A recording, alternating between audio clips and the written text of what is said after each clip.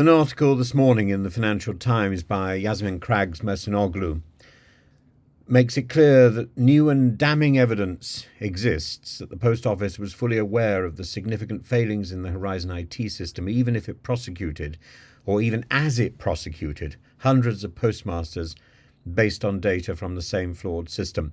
The information, the point is, Yasemin writes this report about the failings in the system, attributing the Post Office knew of these failings, and they attributed the failings to the postmasters who were operating the system, and this was demonstrated in a booklet that was published quite early on, and the Post Office had documented and had discussed these issues internally from the very beginning of Horizon's rollout between 1999 and 2004.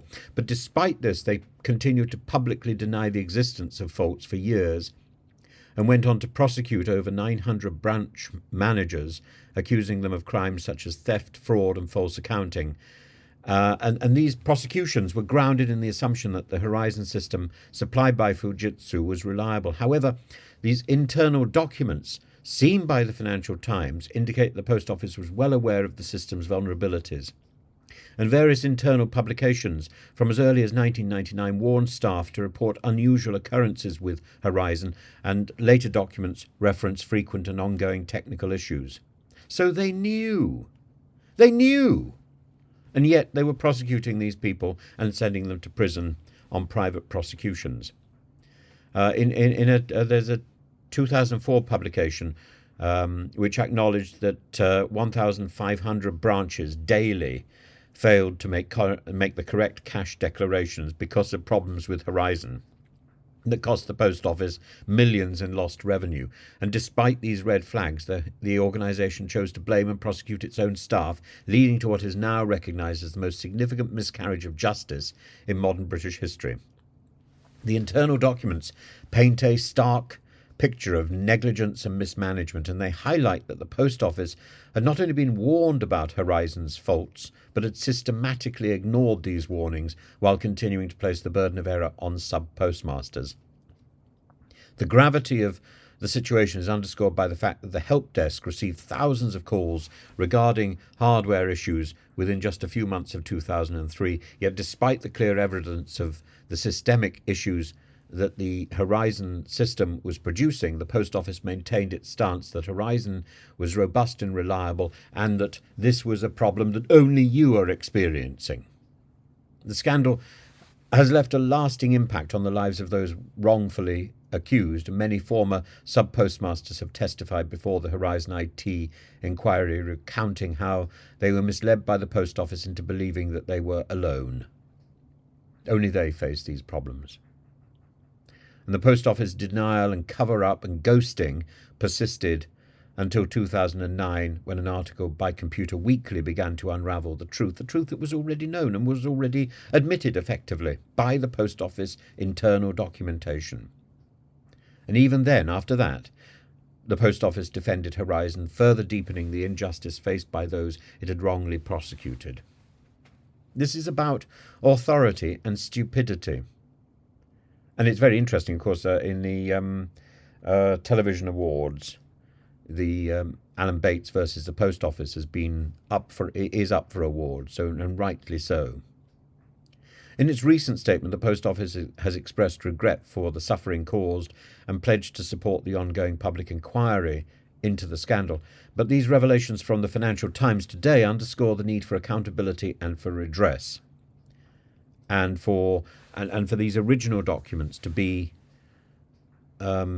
considered at the investigation, at the hearing. The Post Office's actions not only destroyed the lives of many sub-postmasters, but also revealed a profound institutional failure to address the known flaws in the system simply by trying to play the authority card. And that's a card which is played not only by the government, but by banks and by other institutions in Britain. Now, if you've been abroad, if you've been to places like Greece or or Russia, you will know the authority card is one which is immediately resorted to. But in Britain, I find it disturbing to see it here, really disturbing, and to see it so clearly. Whoever shouts with authority is expected to be obeyed. No. No, we need to stand up to this. This is called bullying, and this is called deceit.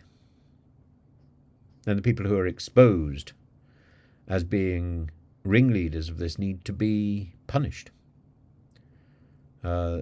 This is one of the cases where the, quote, deterrent that was so widely bandied around by the last government needs to be imposed.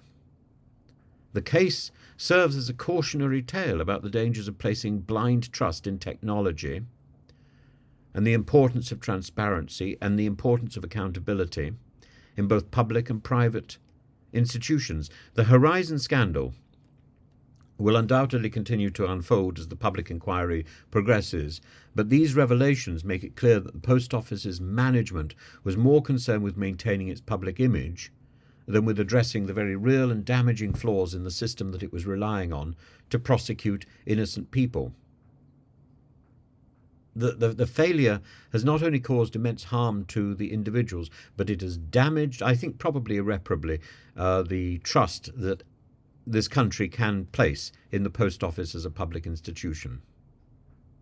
That institution has now been holed beneath the watermark. It is sinking. I don't think it can recover, even though it's got new stamps and the new pound coins with the king's image have just gone into circulation. All that's very exciting, but none of that can redeem the Post Office, can it?